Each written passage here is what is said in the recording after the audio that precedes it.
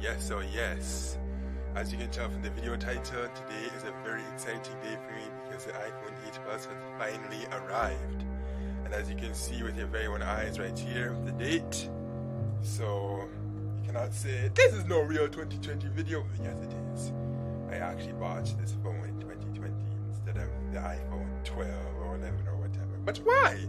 Well, you'll just have to keep watching to figure out. So, take this guy to the frame now. Let's just get into this. As you can see here, it has this explosives warning.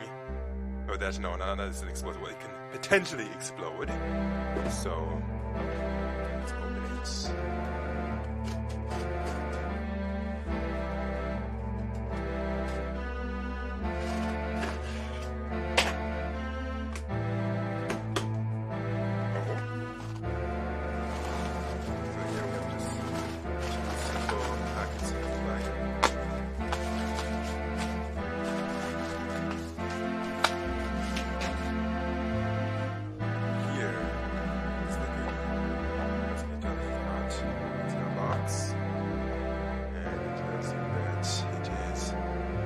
Apple iPhone 8 Plus 256 gigabytes. And why did the camera just go blurry? Certified pre-owned. It doesn't say that just from Best Buy. So yes, that is where I got it. Ooh, look at this beauty! Okay, is that thing personal I just pulled out, or is it just some brand? Actually, I think it's a good one. So the good thing I took it out to this room is I do not want you to have my code. Wow. It's really product red. They weren't kidding. Well, not that they'd lie anymore. Well, Best Buy, actually no, I don't think Best Buy would do. Best Buy is legitimate. Unless the third party was just very illegitimate. But in this case, I actually did my research to make sure that they were good enough. So, well, I can say that this is indeed very beautiful. In fact, should I pull out my 8 Plus? Yeah, I think I should. Yes, I think I should. No, it's not my 8 Plus, my 6S Plus. Yeah, so we'll just strip it right down my camera because why not? After all, you want to see the action, you want to see the comparison. You know you do.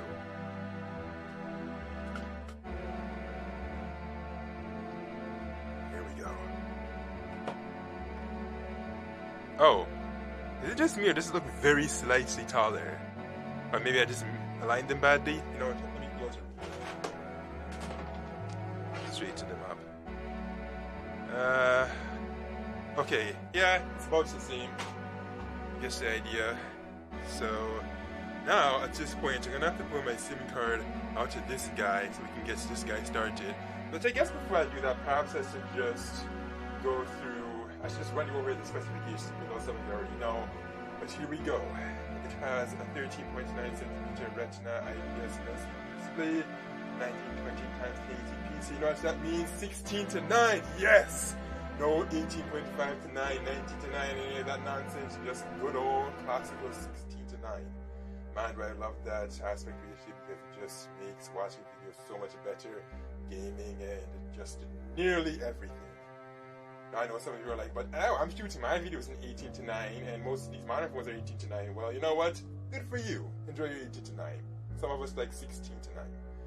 Now, anyways, 3D touch display and home button, a dual 12 megapixel front camera setup, 4K up to 60 FPS recording in the front camera, a 7 megapixel selfie camera with 1080p recording. It also has face detection, an Apple A11 Bionic socket on chip, 3 GB of RAM, 64 to 256 GB of internal storage. No microSD card slot. Apple has never included this in their phones from day one, but I really think that they should, because really they do not have anything to lose by including one. In fact, in my collection, it's only the iPhones that have no microSD card slots. Every other phone that I own has a microSD card slot. Why should Apple include one? Because having flexible storage is not a bad thing. Why should they? Come to think about it, why should they not? What harm is there in including a microSD card slot? Even if you don't use it, then fine, that's okay with you, but for a good number of people, they would actually use it. Or am I just saying that because I primarily used Windows Phone and BlackBerry 10 in the past? I do not know. But still, they should just include it. So next, no headphone jack. Boy, oh boy, I think I could rant pretty hard about this one, but I'll just say that it is extremely, extremely stupid to omit it, and that they really, really need to get back to it. But you know what's the sad part about it? Right now in 2020, the newest phone is the iPhone 12, and of course, it still has no headphone jack, no microSD card slot, any of that. But worse, it now has a big, big notch. In fact, ever since they unleashed that iPhone X thing, that was when the notch debuted. In fact, actually, yes, it was this generation when they brought the iPhone X, or iPhone 10, as some of you would say. And that notch, man, it hasn't disappeared since. It's like, what are they doing? First, no headphone jack, and now big, nasty notches that are so big it made the territory of Nunavut look jealous. Dang, Apple, are you going backwards or forwards or what? I mean, don't get me wrong. Obviously, I bought this phone for a reason. It's because I think it looks really nice, and I think it's a nice upgrade going from this to this. For those of us that previously used the 6 or the 6S, you're probably going to be more inclined to upgrade to this one if you really like your home button. And for me, that was the case. I really wanted to have that home button. I wanted to still have 16 to 9, so that's why I went from the 6S to the 8 rather than the 12. Oh, yeah, so let's not forget about the cost. Because right now, if I were to get an iPhone 12 Pro Max, if I were to 12 gigabytes,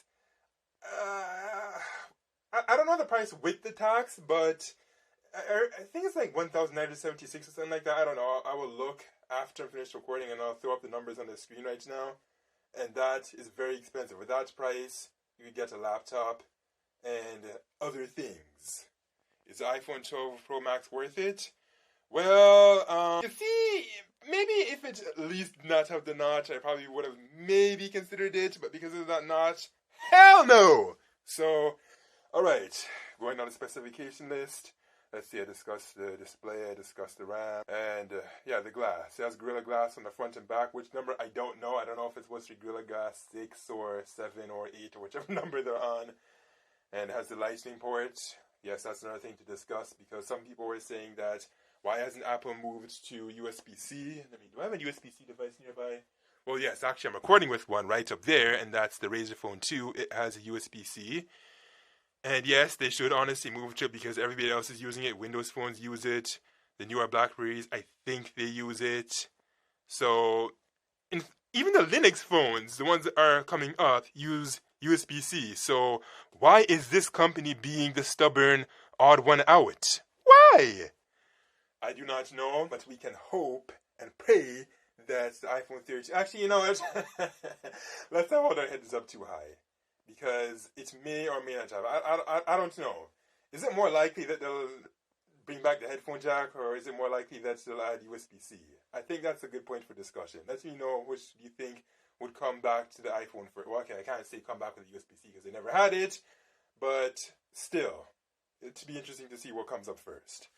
Okay, so yes, the battery, I tried to get some exact numbers, but I'm seeing some conflict here because some sources are saying that it's 2,675, while some are saying that it's 2,691. So let's just say it's almost 2,700.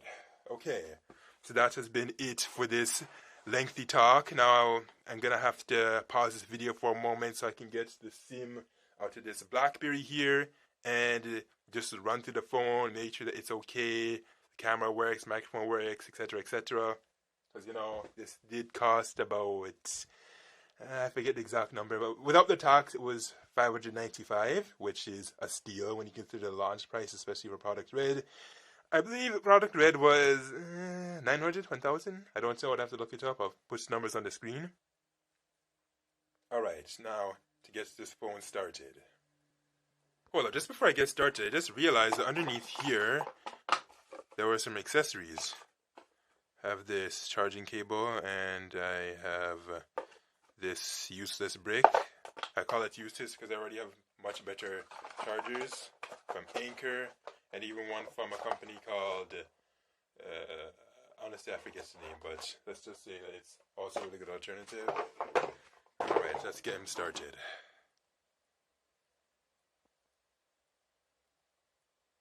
Hello? There we go.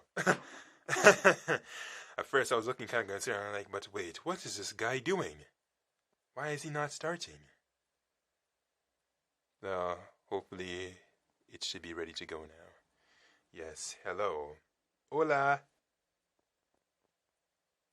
Hello, I'm almost certain that's German. Bonjour. Appuyez sur le bouton principal pour... Oh my gosh, I didn't even... Konnichiwa, that's so obviously Japanese.